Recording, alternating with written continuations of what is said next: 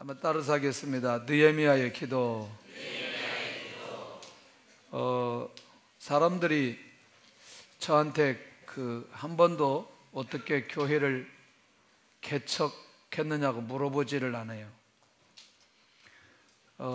저는 교회를 개척하고 싶어서 개척한 게 아니었습니다. 어느 교회에 청빙을 받아서 가기로 하고 이제 날짜를 잡고 이사를 가기로 했는데 어느 날 아침 새벽에 전화 왔어요.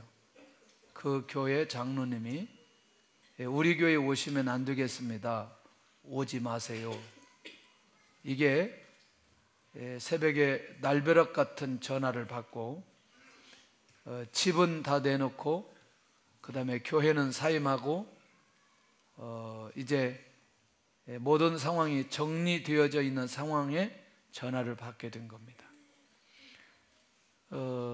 너무나 갑작스럽게 전화를 받고 어떻게 다른 마음이 들지를 않는 거예요. 그때 나이가 30살입니다. 근데 그때 제 마음속에 이제는 개척이다 라는 마음만 왔어요. 이제는 내가 더 이상 부교육자로 가서 사역을 하지는 않겠다 하고 기도하는 거죠. 근데 그때부터 기도가 시작된 거예요. 기도라고 해봐도 뭐 그렇게 집중적으로 산에 올라가서 기도하거나 시간을 정해놓고 기도하는 것은 아니었습니다. 상황이 그런 상황이었기 때문에 이 상황에 밀려서 가야만 하는 그런 상황이었어요. 그런데 5월 달에 제가 교회를 사임을 했는데 5, 6, 7, 8 이렇게 시간이 가게 되었고 한 8월 달 정도 이제 그러니까 다시 이 교회를 다니게 된 거예요. 사역자로 다니게는 게 아니고 이제 사임을 하고 제가 우선은 교회가 갈 데가 없으니 이 교회를 일단 다니는 거예요. 그래봐야 그 교회 작년 선교 다 해봐야 한 100명 정도 되는 교회였습니다. 그리고 제가 이렇게 얘기했습니다. 그래도 내가 금년 이번 여름 수련회까지 이 교회를 섬기겠습니다. 그러니까 사역자가 왔어요. 내 친구를 사역자로 세워놓고 같이 이제 여름에 수련회까지 하는 겁니다. 그런데 다른 거는 문제가 되지 않는 거죠. 근데 문제가 있어요. 뭐가 문제냐면 지금 우리가 이제 집세가 나가야 되고 생활을 해야 되고 학교를 다녀야 되는데 이제 이 교회를 사임했기 때문에 이제 사례비 없이 이제 이 교회를 섬겨야 되는 거예요. 5월 달부터 5, 6, 7, 8, 9, 10 그러나 이 상황은 누가 만들어 주셨느냐? 하나님이 만들어 주셨다고 생각을 하고 그 계산을 하지 않고 그 교회를 섬기게 되었습니다. 그렇게 하고 8월 달에 이사 가서 10월 7일 날 그렇게 교회가 개척되게 되었습니다. 무슨 열심히 기도했거나 무슨 준비가 있는 게 아니고 상황에 의해서 그렇게 교회를 개척했는데 그 몇 달의 어간 속에 저는 하나님이 제 마음을 보셨다는 겁니다. 왜 그러느냐? 수련회 가기 전에 교회 장소를 찾아서 그 목사님을 만났습니다. 그리고 구두로 이렇게 얘기했습니다. 내가 이번에 수련을 갔다 와서 다시 개학을 할 테니 그때까지 기다려줄 수 있겠냐 이렇게 얘기했어요. 그냥 말로만 하는 거예요. 말로만. 그랬더니 그 목사님이 알았다고 그러는 거죠. 그런데 그 어간에 다른 사람들이 그 교회 장소 와서 개학을 하자고 하는 사람들이 왔었다는 거예요. 그런데 이 목사님이 제가 분명히 수련회를 끝나고 온다고 했기 때문에 그때까지 기다려야 된다고 생각을 하고 제가 수련회를 끝나고 그 교회에 갈 때까지 이분이 기다려 주었어요. 그리고 수련회를 끝나고 가서 그 교회를 개학을 했어요. 중요한 건 오늘 아침에 출발을 해서 그 교회에 가서 계약을 해야 되는데 계약금이 하나도 없는 거예요. 얼마를 가지고 가야 되느냐? 40만 원을 가지고 가서 계약을 해야 되는 거예요. 40만 원. 할렐루야. 그런데 교회를 출발해서 그 교회까지 가는데 40만 원이 준비되어서 계약금을 치르고 계약을 하게 되어졌어요. 제가 이제 시간이 한참 지나고 나서 이런저런 생각을 해보는 거죠. 하나님, 먼저 하나님의 귀한 은혜이고 그때 상황들을 하나님께서 귀하게 받으셨고 인도해 주셨다라는 생각이 드는 거예요. 그런데 불안하지가 않았어요. 두렵지도 않았어요. 불안하고 두렵지 않으니까 염려도 되지 않았어요. 왜냐하면 아무것도 모르기 때문에. 30살에 뭘 알겠어요? 30살에 뭘 알겠어요? 개척교회가 뭔지, 교회가 뭔지 알았다면 그때 개척 안 했죠. 할렐루야. 아무것도 모르기 때문에, 30살에 아무것도 모르기 때문에 가야 될 곳이 없어서 교회를 개척하게 되었다는 거죠. 지금 생각하니 하나님의 인도하심이었어요. 하나님의 역사하심이었어요. 우리가 지금껏 성경에 나타나는 인물들을 보면서 한 가지 공통점이 있다는 겁니다. 그 공통점은 뭐냐면 그들이 하나님 앞에 어떤 마음을 가지고 어떤 자세로 하나님 앞에 나아가 기도하느냐는 겁니다. 오늘 우리가 하나님 앞에 반드시 응답을 받고 하나님의 역사가 일어나야 되는 건 사실이지만 중요한 건 내가 어떤 마음을 가지고 하나님 앞에 기도하느냐, 이 마음의 자세는 너무나 중요하다고 생각합니다. 그런 면에서 오늘 우리가 이 느헤미야의 기도는 느헤미야 1장에 있는 내용들을 굉장히 많이 우리가 묵상을 했기 때문에 이 말씀을 받는 데는 어렵지 않을 것이라는 거죠. 다시 말하면 기초적인 내용들이 있기 때문에 크게 문제가 되지 않아요. 그런데 오늘 이 느헤미야의 기도를 보면서 당시의 상황들을 정리해 볼 필요가 있다는 거죠. 당시의 정치적인 상황이 어떤 상황인지를 일단 이해할 필요가 있다는 거죠. 여러분들, 이 바벨론이 페르시아에 의해서 무너지게 됩니다. 그런데 그때 왕이 누구냐면 고레스예요. 그런데 이 고레스는 하나님께서 예비된 사람으로 비록 포로이지만 그들이 가지고 있는 종교성, 그들이 가지고 있는 신앙생활을 막지 않는 왕이었습니다. 누가 그렇게 준비하셨죠? 하나님이 준비하셨습니다. 그래서 고레스 칙령에 의해서 1차 포로 귀환이 시작됩니다. 539년에서 529년에 칙령이 내려진 1년 후에 537년에 특별히 세스바살, 수르바벨 이런 사람들과 함께 49,897명이 귀환하기 시작합니다. 그러면 전체 보면 한 5만 명 정도 되지 않겠어요? 그렇죠. 5만 명 정도가 1차 포로 귀환이 진행됩니다. 여러분들 어떠세요? 포로 생활하다가 고국으로 돌아가는 기쁨과 마음이 어떠한지 이해할 필요가 있겠다는 거죠. 이때 특별히 스룹바벨이 뭐 하기 시작하느냐? 성전을 재건하기 시작합니다. 공사를 하기 시작해요. 그런데 누가 지독하게 반대를 하냐면 사마리아 사람들이 너무너무 반대를 하니까 성전 건축이 몇 년이나 중단되었느냐? 16년이나 중단되어져 있습니다. 자, 그런데 이때 여러분들 그 학개와 스가랴 보면은 성전 건축에 대한 얘기들이 막 나오잖아요.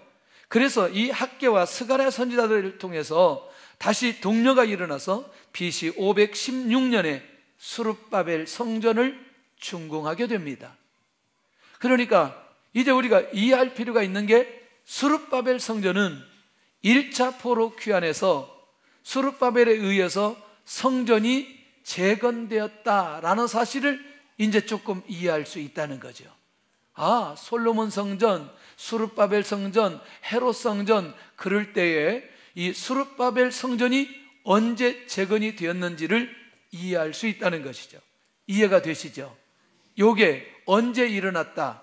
1차 포로 귀환 때 이런 일들이 일어났다는 것입니다. 그런데 2차 포로 귀환이 1차 후 80년이 지난 후에 일어납니다. 몇 년? 굉장히 오래됐잖아요. 그러면 10년도 아니고 40년도 아니고 50년도 아니고 80년이 지난 후에 일어나게 됩니다. 그런데 이때 BC 458년에 학사 겸 제사장이었던 에스라의 주도하에 이루어지기 시작합니다. 이제 에스라가 좀 이해가 되나요? 수룹바벨이 좀 이해가 되나요? 아, 그렇지. 그래서 이게 포로 후에 기록된 성경이고 포로 시대에 기록된 성경이고 포로 전에 기록된 성경이라는 사실을 이해할 수 있다는 얘기죠. 자, 그러면 이제 에스라서는 포로 귀환하고 진행되었던 상황들임을 이제 이해할 수 있겠죠. 성경을 읽으면서 이때 귀환자 수는 1778명. 1차는 몇 명이었어요? 4만 9천 명 정도 되니까 5만 명 정도 되는데 2차는 숫자가 많았어요? 적었어요? 많이 적었어요. 예, 굉장히 숫자가 적었어요. 자, 특별히 이때 에스라에 의해서 신앙 개혁 운동이 일어나기 시작합니다. 수룹바벨에 의해서는 무엇이 재건되고 성전이 재건되고 에스라에 의해서는 신앙의 개혁 운동이 일어나고, 그러니까 먼저 무엇이 세워지니? 성전이 세워지니, 그 다음에 80년이 지난 후에 성전은 세워졌지만 신앙의 개혁이 일어나지 않았는데 아까 대제사장 겸 누구? 학사인 에스라가 돌아오면서 신앙의 개혁 운동이 일어나게 되어집니다. 할렐루야. 귀한 일들이죠. 이게 어느 때 일어났다? 2차 포로 귀환 때 일어났습니다. 할렐루야. 여기 적혀 있는 것도 대답을 못하면 언제 대답하려고 대답을 안 하는 건지 아마 깊이 묵상하면서 그렇구나 생각하면서 대답을 못하는 수가 있어요. 자, 이때 이스라엘은 이방인과 통혼하는 매우 어려운 상황이 벌어졌어요. 자, 이방인과 통혼한다는 말이 무슨 말인지 이해되시죠? 그러니까 선민 하나님의 백성들이 이방인과 결혼하면서 결국 그들이 가지고 있는 신앙의 정통성이 무너지는 상황까지 이르게 되어졌다는 거죠. 그러니까 이 80년여간 동안 특별히 이 이스라엘 민족의 영적인 기준점이 무너지게 되었다는 거예요. 그런데 이때 이방인과 통혼의 문제를 해결하는, 그러면서 이 영적인 개혁이 일어나면서 왜 이 문제를 해결해야 되는지를 이제 에스라를 통해서 끊임없이 그들에게 선포하면서 회복되기 시작합니다. 할렐루야. 그런데요, 3차 포로 귀환은 2차 후에 14년이 지난 BC 444년에 이루어집니다. 자, 이제부터 우리가 눈이 열려져야 됩니다. 누구의 주도하에? 느헤미야의 주도하에 3차 포로의 귀환이 시작됩니다. 그런데 놀라우게도 이때 숫자는 그렇게 기록되지 않아요. 그런데 여러분들 1차, 2차와 3차 귀환은 다르다는 겁니다. 아까 1차, 2차는 고국이기 때문에 그냥 돌아가는 포로에서 진짜 귀환하는 것이지만 3차 포로의 귀환은 특별히 이스라엘 성벽 재건이라는 사명을 띠고 귀환하게 되어진다는 것이죠. 이때 이 사명이 누구에게 주어졌기 때문에? 느헤미야에게 주어졌기 때문에 느헤미야가 고국에 돌아가면서 사람들과 함께 가기는 가는데 얼마에 갔는지 기록은 없지만 혼자 가지는 않았다는 것이죠. 그러나 고국에 돌아가 이 고국에 무너졌던 예루살렘 성벽을 재건하기 위한 사명이 그들 안에 있었다는 사실입니다.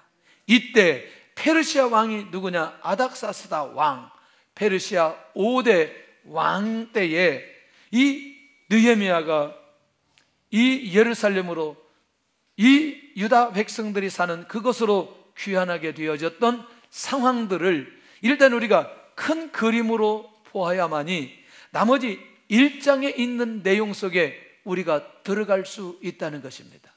그러면 좀 이해가 되나요? 뭐가 이해가 되냐면 이런 격동기에 이런 변화, 어쩌면 안정되지 않는 이때에 하나님 앞에 기도하는 한 사람이 있었는데 그게 누구냐면 느헤미야라고 하는 사람이라는. 자, 요 내용이 이해가 되어지면 아, 그렇구나. 특별히 이 느헤미야 1장은 이런 배경 속에 느헤미야가 어떻게 기도하고 어떻게 결단하고 하나님의 인도를 받았는지에 대한 영적인 감각들을 우리가 가질 수 있다는 것입니다. 그러니 자, 정리를 해본다면 페르시아 5대 왕 아닥사스다 왕 제20년에 일어났던 상황입니다는 거죠. 그러니까 여러분들 본문의 내용들을 살펴보면 이제 이 느헤미야와 왕과의 관계가 가깝다, 멀었다? 가깝다. 왜? 바로 바벨론이 아니라 페르시아 수산궁에서 출세가도를 달렸던 사람이기 때문이라는 거죠. 어디에 있었다? 수산궁. 누가 있는 곳? 왕이 있는 곳. 할렐루야. 여러분들 매우 놀라운 일이에요. 저는 지금까지 제 주변에 있는 사람들 중에 청와대에 있다 나왔다는 사람을 들어본 적이 2사람이 있어요. 지금까지 살면서. 그러니까 이 숫자가 많다 적다? 적다. 근데 잘 모르지만 거기에 있다 나왔대. 그러니까 이게 빈번하게 일어나는 일이 아니고 특별히 느헤미야도 수산궁에 있다는 건 이거는 뭐냐면 개인적으로 성공적 삶을 살았던 사람이라고 말할 수 있다는 거죠. 자, 그 얘기는 이제 굉장히 많이 했습니다. 그런데 느헤미야가 기도를 위해서 소식을 듣게 되어집니다. 누구를 통해서 소식을 듣느냐? 하나님을 통해서 고국의 어려운 소식을 듣게 되어집니다. 자, 여러분들 이 내용을 한번 거리를 살펴보니까 당시 유다에서 예루살렘에서 페르시아까지 1600km 1600km. 서울에서 부산 몇 킬로예요? 부산 사시는 분 몇 킬로예요? 300km? 네가 생각해 보니까 300km밖에 안 되냐? 대전이 100km인데 하여튼 막 대충 얘기하는 거야. 300km 몇 킬로? 500 몇 킬로? 400? 에?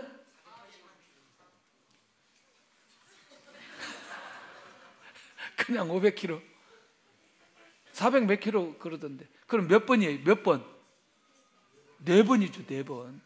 그러니까 이게 걸어서 2개월 정도 여행거리라는 거예요. 그 말은 뭐냐면 거리가 짧다 길다? 길다. 그런데 그 긴 기간 동안 지금 누구를 찾아야만?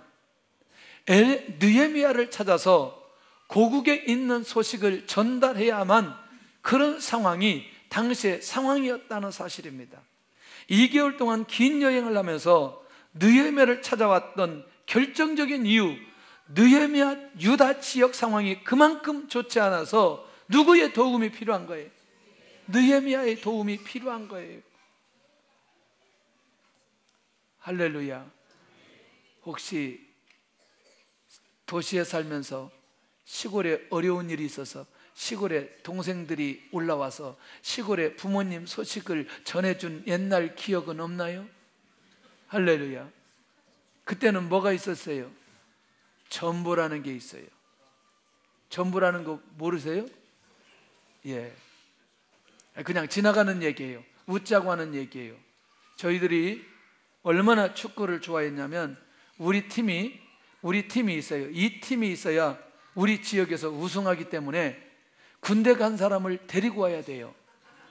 군대 간 사람을 데리고 와야 우리 팀이 하나 되는 거예요. 그래서 어떻게 하느냐? 부대에 전보 칩니다. 부모님 위독 이렇게 그러면 바로 나오게 됩니다. 그러니까 매년 8월 달 되면 부모님 위독 그래가지고 오는 거예요. 이게 극비인데 이게 시간이 하도 오래 지나서 그러면 금방 와서 같이 팀이 돼서 결국에는 우승했어요. 여러분들 그만큼 이 상황이 유다 상황이 좋다 좋지 않다? 좋지 않다는 거죠. 자, 조금 더 가볼게요. 그러면 이 귀환한 사람들, 아까 얘기한 대로 귀환한 사람들, 1차, 2차 귀환한 사람들, 여러분들 그러면 이 예루살렘에 남아있던 사람들은 지난번에 어떤 사람들이었다는 거예요? 주로 평민들. 그러니까 바벨론의 입장에서는 그때 포로를 끌어갈 때 놓아둬도 별 볼 일 없는 사람들, 뭐 이렇게 좀 격화시키는 건 아니지만 일단은 이 귀환한 사람들이 예루살렘에 갔는데 큰 환난을 당하고 능욕을 받는다는 소식을 이 느헤미야에게 전달할 수밖에 없는 거죠. 이게 뭐냐면 당시 상황을 보니까 적대 세력으로부터 핍박과 조롱, 아까 성전 건축하는데 누가 그렇게 반대했어요?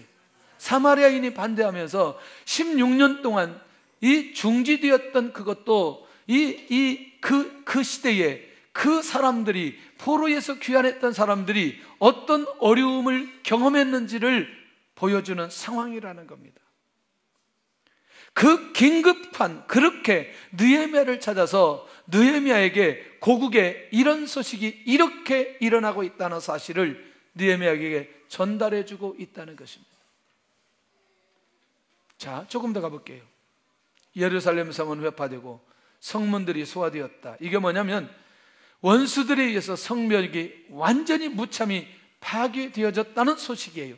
좋은 소식이에요? 나쁜 소식이에요? 좋지 않는 소식이 수산궁에 있는 느헤미야에게 들려지기 시작한다는 겁니다. 그냥 이거는 소식입니다. 정보입니다. 그냥 느헤미야가 이 소식을 그냥 듣지 않아도 됩니다. 무시해도 됩니다. 그런데 형제들에 의해서 예루살렘에 있었던 이 상황들이 그대로 전달되고 있다는 것입니다. 이거 뭐냐면 군사적 방어막이 완전히 무너져 버렸다는 것을 오늘 이렇게 느헤미야에게 전달하고 있다는 거예요. 자, 그러면 쉽게 한마디로 정리한다면 고국에 있는 백성들이 힘들다, 힘들지 않다? 힘들다, 매우 어렵다. 지금 이대로 지탱하기에는 너무나 어렵고 누구든지 이 상황을 새롭게 변화를 줄 수 있는 사람이 필요한데 지금 상황으로는 다른 사람보다 느헤미야라는 사람이 적격이라고 생각하고 이 사람들이 느헤미야를 찾아온 것 아니냐는 거예요. 이때 느헤미야가 어떤 모습으로 보여졌는지, 이게 사실은 기도의 자세인데 이 기도의 자세를 통해서 하나님, 이제 가장 먼저 내가 이 기도의 자세를 가지게 되는데 이 느헤미야가 가지고 있는 마음과 이 기도의 자세가 나의 마음과 나의 기도의 자세가 되게 하여 주시옵소서. 일단 그런 마음으로 말씀을 받았으면 좋겠다는 거죠. 모든 일을 내려놓고 앉아서 울고 수일 동안 슬퍼합니다. 자, 모든 것들을 내려놓고 울고 수일 동안 슬퍼합니다. 무엇을 생각하면서? 고국을 생각하면서. 자, 조금 더 추적해 봐야 되겠지만, 자, 70년 지나고 그 다음에 1차 포로 귀환 지나고 또 2차까지 가는데 80년이 지나고 다시 또 시간이 지나고 그러면 고국을 떠난 지 얼마나 많이 되겠냐고요. 아니면 지금 이 상황으로 보면 출생이 이미 어디에서 이루어졌다고 보는데, 바벨론에서 이루어졌다고 보는데 고국에 대한 얘기를 듣고 이 느헤미야가 반응하는 것은 느헤미야가 고국에 대한, 하나님에 대한, 민족에 대한 어떤 마음이 오늘 느헤미야 마음인지를 우리가 알 필요가 있다는 거죠. 고국과 동포에 대한 아픔 때문에 고통하는 느헤미야의 모습을 발견할 수 있어요. 친척도 아니고 자기 이웃도 아니고 그냥 고국에 돌아간 자기 이웃들, 자기 동포들이 이런 어려움을 당한다는 그것 때문에 울고 수일 동안 슬퍼하는, 오늘 그것 때문에 고통하는 느헤미야의 마음을 볼 수 있다는 거죠. 하나님 앞에 응답받으려면 마음을 잘 써야 됩니다. 하나님께서 원하시는 마음으로 인도받아가야 됩니다. 할렐루야.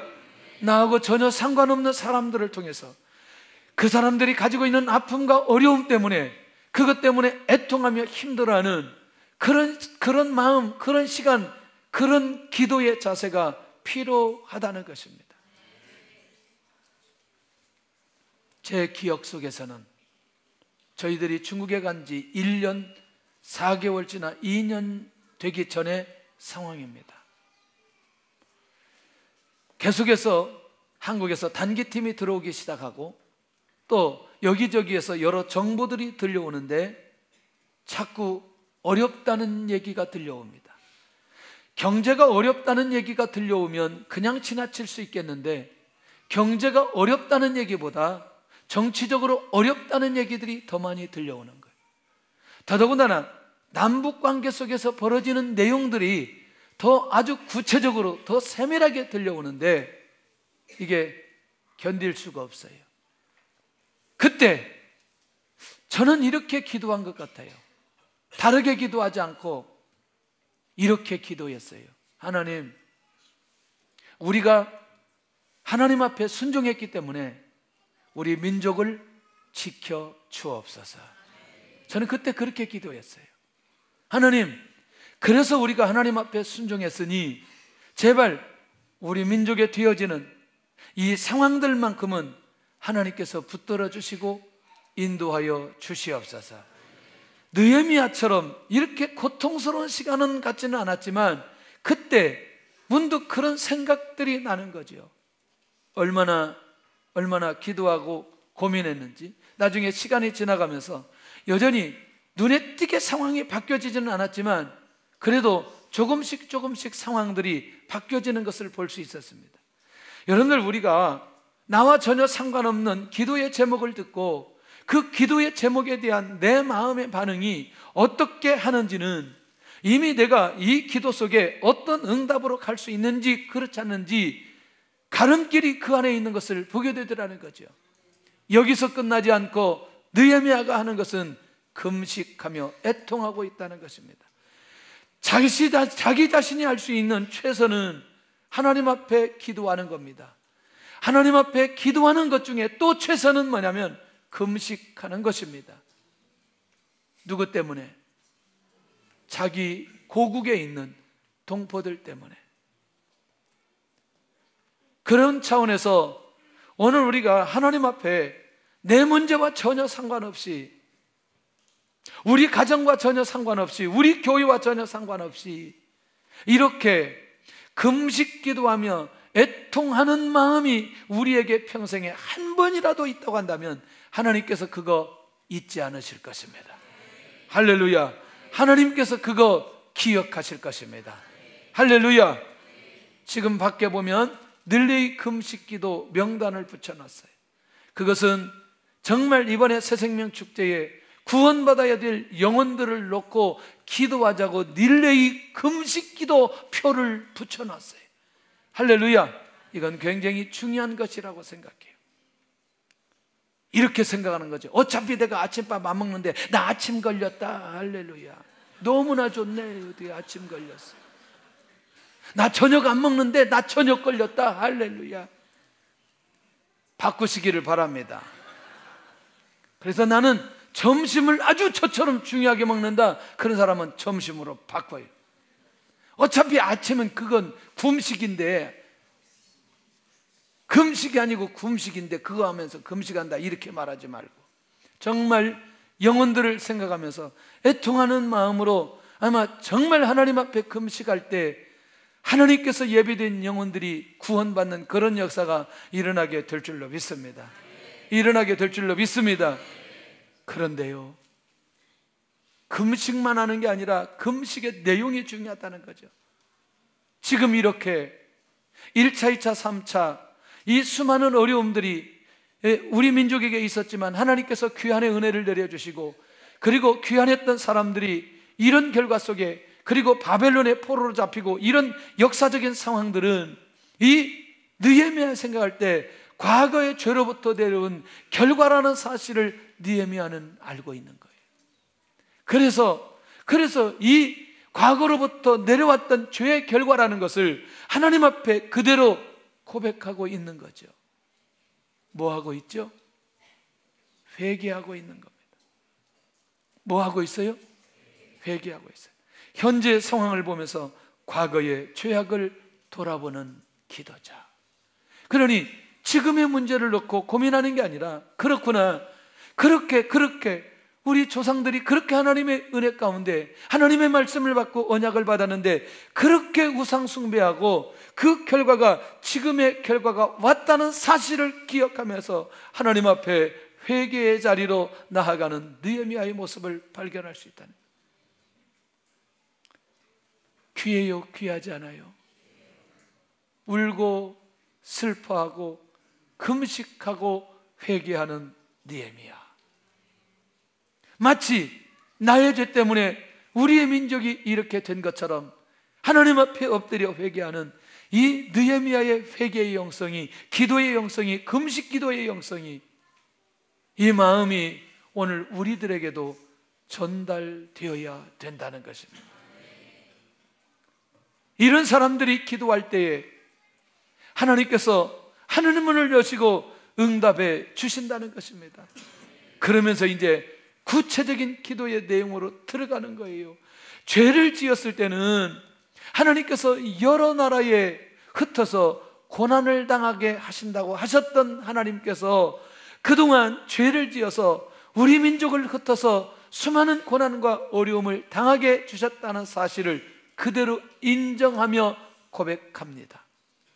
그런데요, 두 번째가 중요한 건 회개하고 여호와 하나님께 돌아오면 쫓긴 자들이 하늘 끝에 있을지라도 거기서 모아 택한 곳에 돌아오게 하리라고 하는 하나님의 약속의 말씀에 의해서 하나님, 이제는 하나님의 백성들이 하늘 끝에 있을지라도 다 택한 곳에 돌아오게 하여 주옵소서. 이 기도가 핵심인 거죠. 내가 하나님 앞에 금식 기도하고 민족의 문제를 놓고 애통하며 회개할 때에 하나님, 이제는 흩어졌던 많은 자들이 고국에 돌아오게 하여 주시옵소서.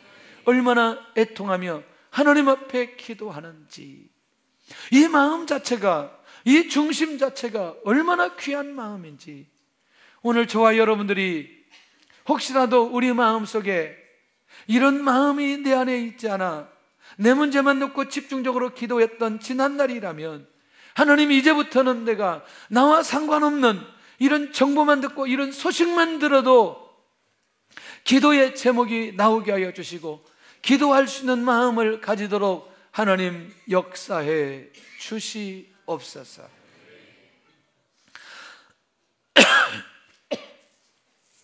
지난번에 제가 그런 얘기했습니다. 항상 기도하기 전에는, 기도할 때도 핸드폰을 보고 제가 기도해야 될 내용이 뭐가 있는지,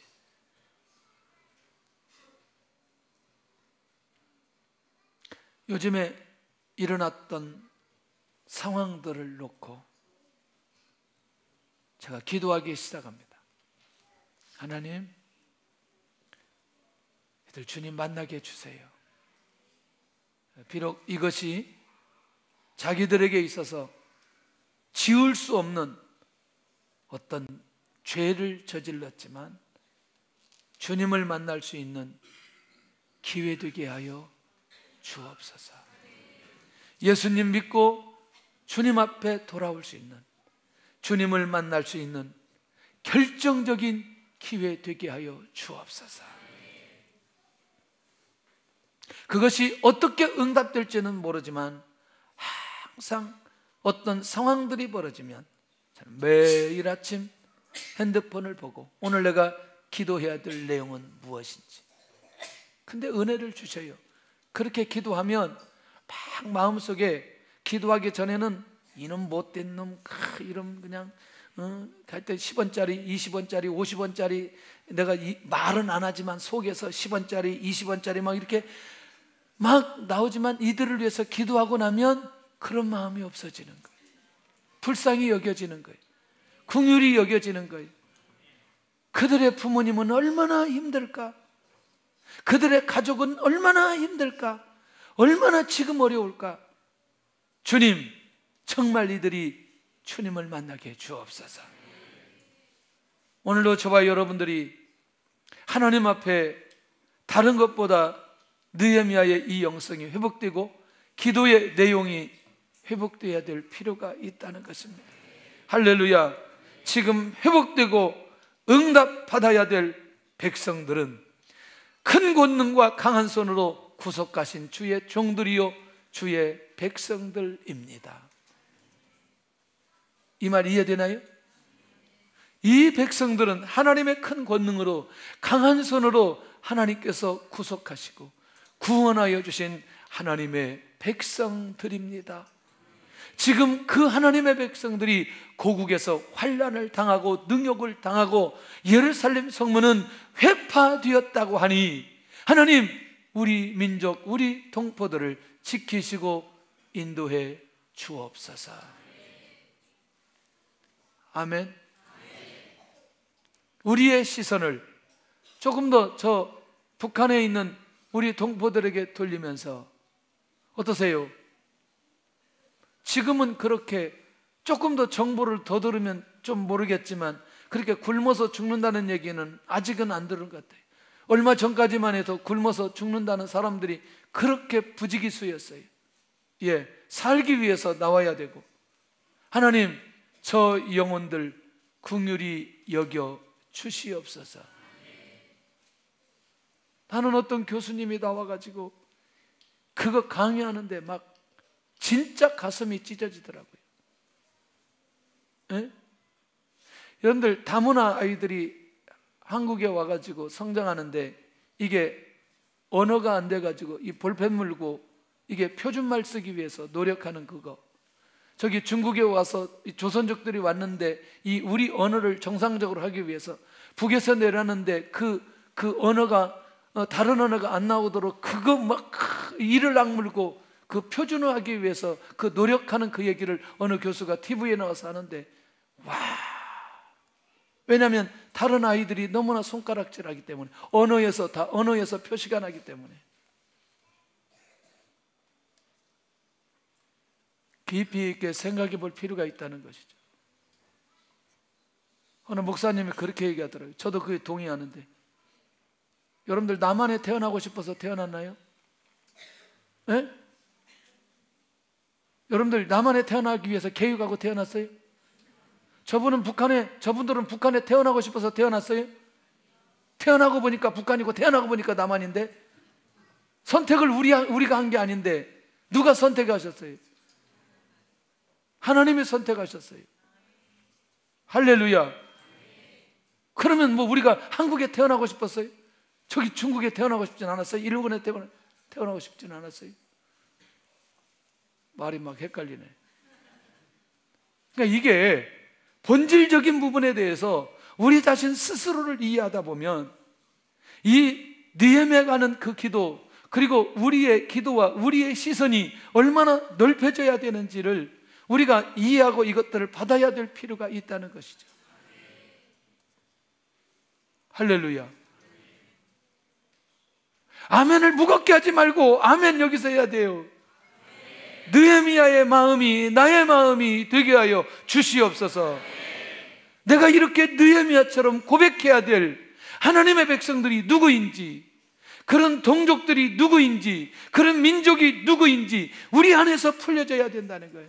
내 안에서 풀려져야 된다는 거예요. 그리스도인들 안에서 풀려져야 된다는 거예요. 할렐루야. 이게 얼마나 중요한지 모르겠어요. 자, 조금 더 가볼게요. 느헤미야는 기도하면서 어떤 결단을 하게 되었느냐. 자, 이제부터 눈이 열려야 됩니다. 자, 이 기도 다 했어요. 마음 느헤미야가 회복했고 하나님 앞에서 그렇게 인도함을 받는데, 이제 자기 자신이 형통하기를 원하는 느헤미야의 기도의 내용을 볼 수 있습니다. 여러분들, 이 형통이라고 하는 말을 잘 이해할 필요가 있습니다. 왜냐하면 이 자신의 형통이 성공을 위한 형통이 아니란 말이죠. 이해되시나요? 그러니까 수산궁에서 이 느헤미야가 형통하면 형통할수록 누구에게 인정을 받는 거예요? 그렇습니다. 왕에게, 주변에 있는 사람들에게 인정받는 거죠. 그러니까 자기 자신의 형통으로 고국의 문제를 해결할 수 있기 때문에 자기 자신이 형통하기를 원하는 거예요. 다시 말하면 수산궁에 전혀 문제 없기를 원하는 거예요. 어떤 사고가 일어나지 않기를 원하는 거예요. 왜? 자기가 그래야 왕에게 인정받고 고국에 있는 문제를 해결할 수 있다고 생각하는 거죠. 이미 느헤미야는 고국에 대한 소식을 들으면서 이것을 자기를 통해서 자기 스스로 이 문제를 풀어야 된다는 생각을 느헤미야가 가지고 있는 거예요. 그러면서 그가 하나님 앞에 이렇게 엎드려 기도하고 있는 것을 보게 된다는 거예요. 멋있잖아요. 자기 자신의 형통이 자기 자신의 성공으로 이어지지 않고 고국에 있는 문제를 해결할 수 있는 자리에까지 가도록 기도하는 이 느헤미야의 중심, 자신의 형통의 이유를 분명하게 발견한 느헤미야의 모습을 발견할 수 있습니다. 다시 우리가 성공해야 될, 우리가 회복해야 될, 우리가 일어서야 될, 우리가 형통해야 될 분명한 이유를 우리가 발견해야 된다는 것입니다. 할렐루야. 또 다른 영혼, 또 다른 하나님의 나라, 또 다른 하나님의 뜻을 위해서 하나님, 내가 형통하기를 원합니다. 주님, 나의 형통이 나의 형통의 목적이 아니고 바로 이렇게 느헤미야처럼 고국을 위한 그 형통이 나에게도 이루어지게 하여 주시옵소서. 할렐루야. 얼마나 중요한지. 두 번째, 이 사람들 앞에서 은혜를 입기를 원합니다. 이 내용이 너무나 중요해요. 왜냐하면 결국에는 수산궁에서 술 맡은 관원장이 되었는데 결국 이 수산궁 안에 이 기가 막힌 공무원 역할을 하는데 여기에서 고국에 가려면 누구의 허락이 떨어져야 돼요? 왕의 허락이 떨어져야 된다. 이 사람들 앞에서 은혜를 입게 하여 주옵소서. 그러니까 이 기도 어떠세요? 느헤미야의 기도는 어떤 목적을 위한 기도가 아니라 느헤미야의 기도는 자기 자신이 헌신하기 위한 기도라는 거예요. 그러니까 이 기도는 왕이 내가 고국에 돌아갈 수 있을 정도로 허락이 떨어지기 위한 기도이기 때문에 이 기도는 하나님의 나라와 하나님의 영광과 자기 고국을 위한 기도이기 때문에 이 기도는 응답될 수밖에 없다는 것이죠. 얼마나 멋있는 기도이냐는 거예요. 그러니 우리는 기도를 이미 시작할 때에 이 기도가 응답될지 않을지는 이미 우리가 기도를 시작해 보면 알 수 있다는 거예요. 누구를 위한 기도인지, 무엇을 위한 기도인지, 그 마음의 상태는 어떤 상태인지를 이미 내가 기도를 시작할 때 분명하게 알 수 있다는 것입니다. 할렐루야. 오늘 우리의 마음을 하나님 앞에 보여줄 수 있기를 원합니다. 할렐루야. 하나님 앞에 내려놓을 수 있기를 원합니다. 자, 자신의 위치를 벗어나지 않는 느헤미야의 모습이에요. 모든 결정은 하나님께서 하시는데 하나님께서 누구를 통해서 결정하도록 하느냐? 사람을 통해서 결정하도록 자기 자신의 위치를 벗어나지 않으면서 하나님의 절대 주권 앞에 엎드려지는 이 느헤미야의 지혜로운 모습을 발견할 수 있다는 거예요. 할렐루야. 이게 어떤 조직 속에 있을 때에 어떻게 기도해야 되는지를 가르쳐주고 있는 거예요. 멋있어요? 멋있지 않아요? 정말 멋있어요. 예, 약간만 우리가 하나님이 주시는 지혜가 있으면 조직 다 살리고요, 공동체 다 살리고요, 위계질서 다 살리고요, 하나님의 뜻을 이뤄갈 수 있다는 사실이 얼마나 중요한지 몰라요. 할렐루야. 세 번째, 느헤미야 자신은 지금 어떤 위치에 있었다고 고백하나? 술 관원으로서 자신의 힘으로는 고국에 있는 문제를 감당할 수 있다 없다? 없다. 그러나 자기 마음은 고국에 있는 문제를 감당하기를 원한다. 그러니 하나님 앞에 하나님, 내가 지금 이렇게 울고 슬퍼하고 금식하고 회개하고 내가 하나님 앞에 이런 기도하지만 내 힘으로는 이것을 할 수 없습니다. 자신의 상황을 그대로 하나님 앞에 내려놓고 고백하는 느헤미야의 모습을 발견할 수 있다는, 너무나 멋있다는 거죠. 그러니 누가 역사해 주셔야 돼요? 하나님이 역사해 주셔야 돼요. 누가 은혜 내려 주셔야 돼요? 하나님이 은혜 내려 주셔야 돼요. 2장의 내용을 보면 이 느헤미야가 어떻게 응답받았는지 너무나 구체적으로 상세하게 하나님께서 역사해 주시는 것을 보게 되더라는 거예요. 할렐루야. 자신의 헌신으로 고국의 문제를 해결하려고 하는 느헤미야의 모습을 발견할 수 있다는 것이죠. 우리 2장에 한번 가봐야 되겠습니다. 2장. 자, 1절부터 3절까지 하는데 그냥 하지 말고 활자가 튀어나와야 돼요. 시작. 아닥사스다 왕 제20년 니산월에 왕 앞에 포도주가 있기로 내가 그 포도주를 왕에게 드렸는데 이전에는 내가 왕 앞에서 수심이 없었더니 왕이 내게 이르시되 내가 병이 없거늘 어찌하여 얼굴에 수심이 있느냐? 이는 필연 내 마음에 근심이 있음이로다 하더라. 그때에 내가 크게 두려워하여 왕께 대답하되 왕은 만세수를 하옵소서. 내 조상들의 묘실이 있는 성읍이 이제까지 황폐하고 성문이 불탔사오니 내가 어찌 얼굴에 수심이 없사오리까 하니. 4절 한번 볼까요? 제가 보겠습니다. 왕이 내게 이르시되 그러면 내가 무엇을 원하느냐? 내가 무엇을 원하느냐?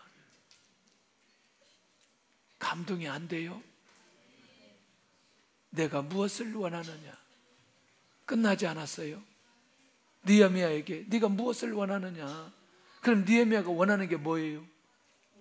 고국에 가서 성벽재건하고 싶다는 그 얘기거든요. 내가 무엇을 원하느냐? 오늘 밤에 이 응답을 받아야 된다는 거예요. 내가 무엇을 원하느냐? 무엇을 원하느냐? 예, 자기는 무슨 얘기만 했어요? 고국에 있는 상황만 얘기했어요. 그런데 왕이 내가 원하는 것이 무엇이냐? 무엇을 원하느냐? 이 응답을 느헤미야가 받게 되더라는 거예요. 그러니 이 마음의 어떤 마음을 가지고 하나님 앞에 기도해야 되는지에 대한 구체적인 내용들을 오늘 우리에게 말씀하고 있는 것 아니냐는 거예요. 5절을 하는데 교회가 떠날라갈 정도로. 시작. 왕에게 아뢰되 왕이 만일 좋게 여기시고 종이 왕의 목전에서 은혜를 얻어 싸우면 나를 유다 땅 나의 조상들의 묘실에 있는 성읍에 보내요 그 성을 건축하게 하옵소서 하였는데. 아멘. 오늘 저와 여러분들이 이 밤에 이 응답을 받기를 원합니다. 마음을 잘 쓰시기를 바라고, 마음을 잘 열어놓기를 바라고, 그 마음이 하나님 앞에 인정하신 바 되면 전혀 응답받을 수 없는 상황 속에서도 하나님께서 일하시는 것을 보게 된다는 거예요. 서로 얼굴 쳐다보면서 왜 그렇게 근심이 많아요? 이렇게 한번 해보세요. 혹시 돈 떨어졌어요? 아니 왜 해보라는데 혹시 돈 떨어졌어요? 그 다음 말 얼마 필요해요? 이 말 한 사람은 거부를 만들어 주실 거예요. 아니 그 말이 아니고 얼마 필요해요 이 말을 따라서 한 사람 아까 거부를 만들어 주실 거예요. 에? 다시 얼마 필요해요? 아니 아까 한 사람들, 이 사람들은요 조금 있으면 하나님께서 거부지고 이렇게 얘기해. 가만히 있어봐, 가만히 있어봐. 조금만 기다려요. 그래. 아니 옆에 사람한테 하라니까. 자, 억지를 하려니까 얼마나 힘든지 몰라. 이게 안 하던 말을 하려니까 너무나 힘들어. 이거 그렇잖아. 나도 죽을 지경인데 지금도 내가 저 사람한테 그 얘기를 하려니 얼마나 힘들어. 이거 그래도요, 믿음으로 선언하면 주께서 역사하신다니까요. 할렐루야. 기가 막힌 간증 안 하고 막 그런데 집에서 이제 있으면은 집사람이 뭐도 들어가고 뭐도 들어가고 뭐도 들어가고 막 그러는 거예요. 알았어, 내가 해줄게. 그러면 금방 해주게 되더라고요. 아멘. 그만해. 그 아무 소리 안 하면 해결이 안 돼 이게. 근데 말을 해놓으면 주께서 역사해 주시는데, 여러분들 이 내용이 놓치지 않았으면 좋겠다.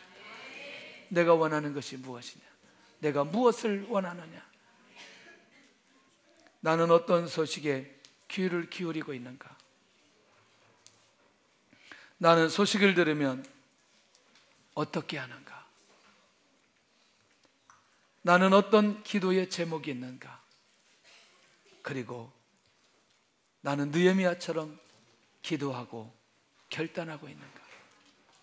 참 오늘 이 밤에 우리 모두가 느헤미야처럼 응답받을 수 있기를 원합니다. 하나님의 사랑을 사모하는 자 찬양하고, 찬양하면서 우리 예물 드리는 시간을 갖겠습니다.